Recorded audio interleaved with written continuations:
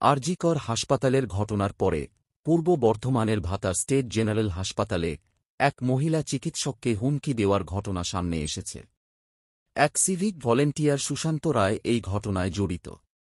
শুক্রবার রাতে মদ্যপ অবস্থায় হাসপাতালে আসা সুশান্ত আরজিকরের ঘটনা উল্লেখ করে চিকিৎসককে হুমকি দিয়েছিল। তিনি চিকিৎসকের সঙ্গে দুর্ব্যবহারও করেছিলেন। ভীত হয়ে চিকিৎসক থানায় অভিযোগ দায়ের করেন এবং সহকর্মীদের সঙ্গে মিলে সুশান্তের বিরুদ্ধে ব্যবস্থা নেওয়ার দাবি জানান।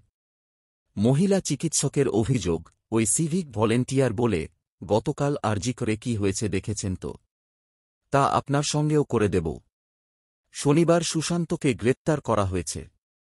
জেলা উপমুখ্য স্বাস্থ্য আধিকারিক সুবর্ণ গোস্বামী ঘটনাস্থলে গিয়ে পরিস্থিতি পর্যবেক্ষণ করেছেন। তিনি জানিয়েছেন, চিকিৎসকরা নিরাপত্তার দাবিতে ডেপুটেশন জমা দিয়েছেন।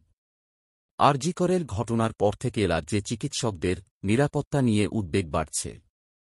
মুখ্যমন্ত্রী মমতা বন্দ্যোপাধ্যায় এই ঘটনায় ক্ষুব্ধ এবং দোষীদের কঠোর শাস্তির দাবি জানিয়েছেন। তিনি জুনিয়র চিকিৎসকদের দাবিগুলিকে সমর্থন করেছেন এবং তদন্তের জন্য অন্য কোনো এজেন্সিকেও দায়িত্ব দেওয়ার কথা বলেছেন।